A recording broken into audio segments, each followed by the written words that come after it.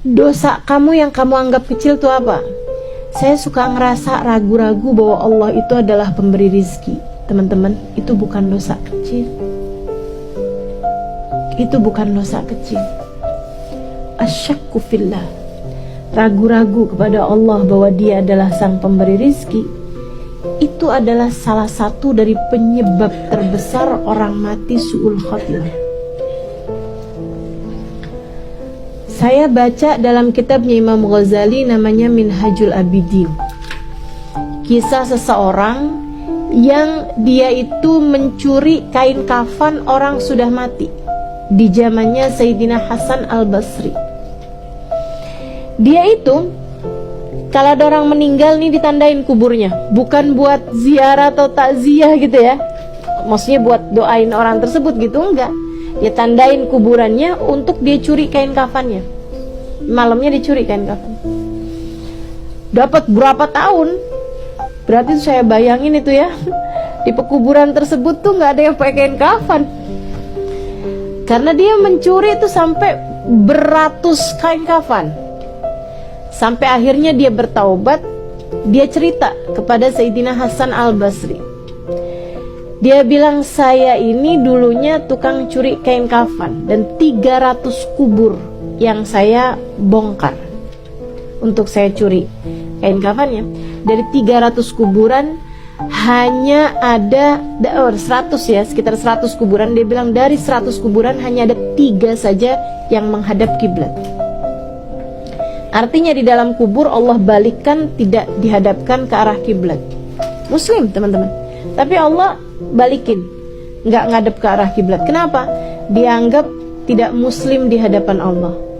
Ini memang mesti benar-benar nih kita minta sama Allah ditetapkan iman Islam kita sampai kita mati. Dia kemudian bertanya kepada Sayyidina Hasan Al-Basri. Dia bilang, Tuan Syekh, apa menurutmu hal yang membuat mereka ini terpalingkan dari arah kiblat? Apa yang membuat iman tercabut dari dalam hati mereka?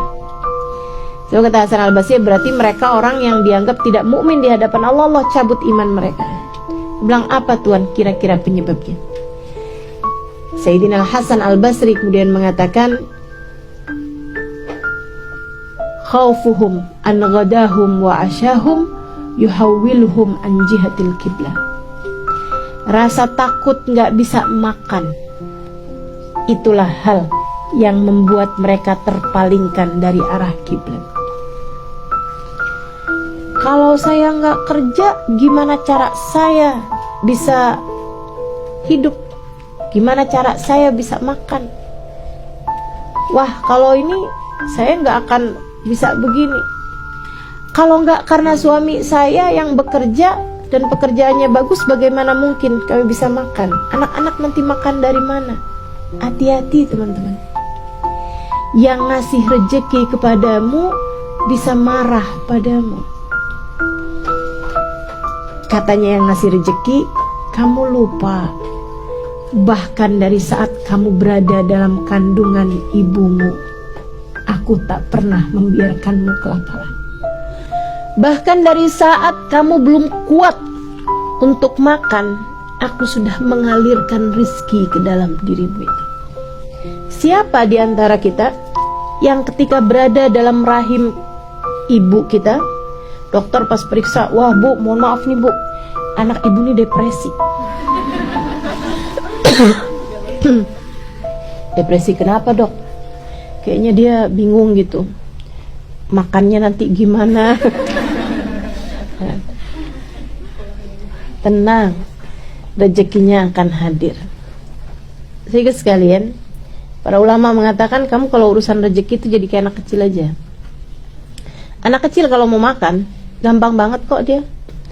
Antara dia dikasih makan sama orang tuanya atau orang yang ada di sekelilingnya, itu ya, anak bayi itu, antara dia yang meminta kepada orang tuanya atau orang di sekelilingnya untuk makan, dan dia kalau minta aja, nggak pakai pusing-pusing mikirin caranya.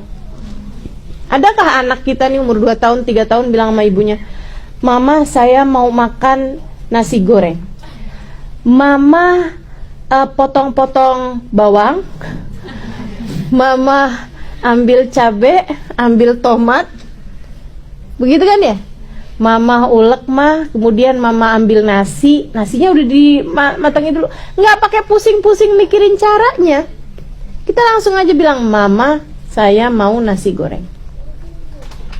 Kita nih udah gedean kayak gini, sebenarnya bisa begitu juga. Kenapa kita pusing-pusing mikirin cara? Kalau kamu mau dikasih rejeki sama Allah, minta aja sama Allah. Kamu mau apa? Mintalah kepadanya. Dia akan mengijabah, gak usah kamu ajarin caranya. Ya Allah, jadikanlah saya bisa keterima di perusahaan itu, dan semua orang di sekitar situ senang sama saya, sehingga tidak ada yang dapat menyikut saya dari jabatan saya. Kemudian saya minta juga setiap bulannya itu kayak anak kecil ngajarin sama orang tua caranya bikin nasi goreng. Kenapa serepot itu hidupmu? Kenapa serumit itu hidupmu? Teman-teman saya sekalian, kerjain aja, minta aja kalau kamu mau. Minta sama Allah Subhanahu wa taala, Allah akan memberikan kepadamu rezeki dengan cara yang tidak disangka-sangka, teman-teman. Dengan cara yang tidak disangka-sangka, gitu ya. Jadi nomor pertama, kalau kamu kepengen hidup kamu itu senang, nih beban-beban dosamu selama ini turunin dulu, taubatin dulu.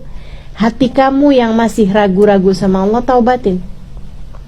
Tiap kali datang keraguan kepada Allah sebagai pemberi rizki, tiap kali datang keraguan kepada Allah sebagai satu-satunya pengendali, kamu sampaikan pada hatimu sendiri, wahai diri, bukankah sering kamu berusaha mengendalikan sesuatu dan segalanya menjadi hancur? Dan betapa seringnya Allah menunjukkan kepada kita bahwa apapun ketika kita serahkan padanya, semuanya menjadi mudah dan lancar adanya. Bukan begitu? Insya Allah.